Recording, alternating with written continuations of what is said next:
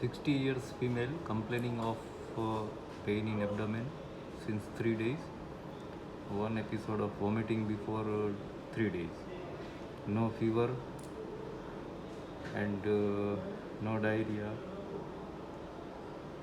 Nothing, just mild abdominal distension and one episode of vomiting before 3 days. This is a case of subacute type of intestinal obstruction, and these are the dilated intestinal loops.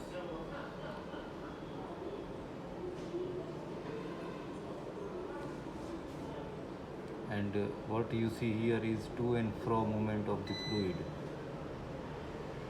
This is one of the feature of intestinal obstruction. You will see food is going upward, then it will come downward.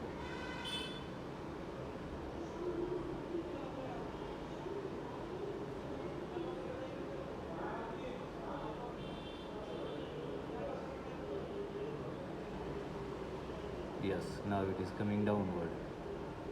Before it was going upward. Upward, downward, it will continue.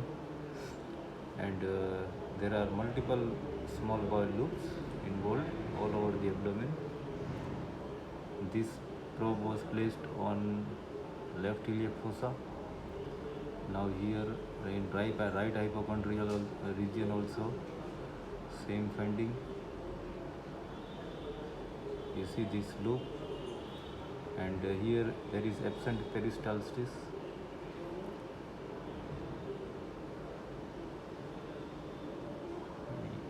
In this view we can see clearly there is absent peristalsis. In few loops there is a mild very weak peristalsis, but this is a case of paralytic ileus, early developing. It is already developed, I think, because all loops of small bowel are seen dilated. This right hypochondrial region, here in left iliac fossa, here in right iliac fossa also.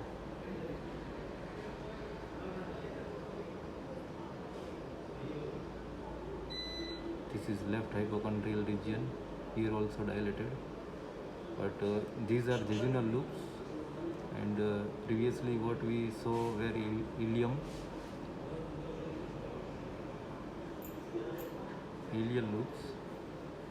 Probe is placed on left iliac fossa.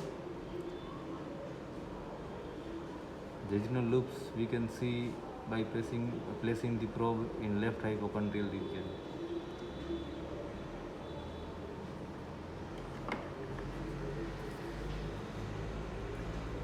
How to identify the jejunal loops is the characteristic feature of the multiple rugae type of appearance.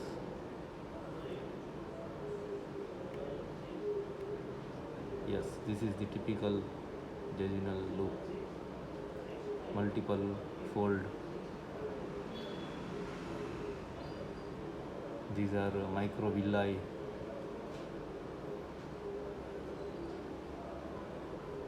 This is the transverse section of jejunum. Probe is placed on left left hypochondrial region,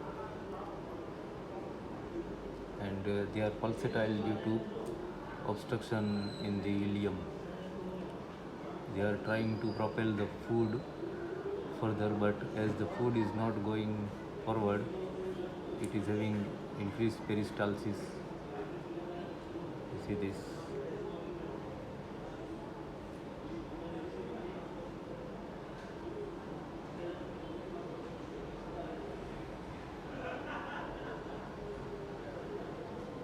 Now compare this jejunal loop with the ileal loop.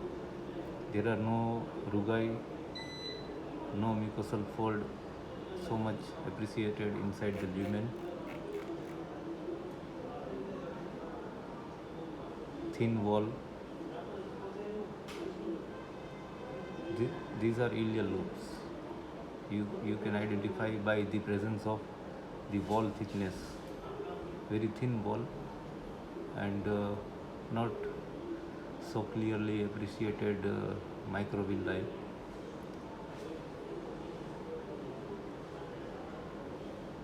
This is ileum, very thin wall.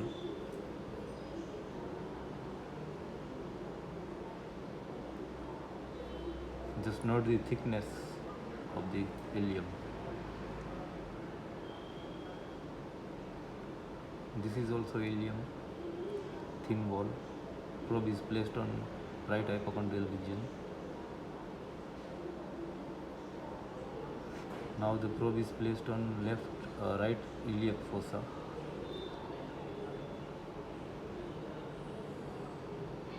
And here also there is ileum.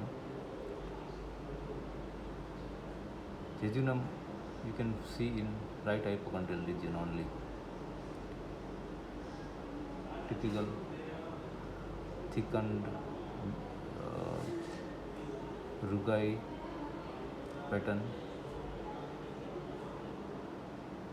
When jejunum are also dilated, you will see fluid inside this lumen, and when this type of fluid is present inside the jejunum, it is significant dilatation, because the fluid has almost occupied the when intestine ileum, and after that it goes further towards the jejunum. So there is, when food is present in the jejunum and all the intestinal small bowel loops, ileal loops are dilated, and also the jejunum, obstruction can be said extensive. This obstruction is mostly limited to the ileal loops.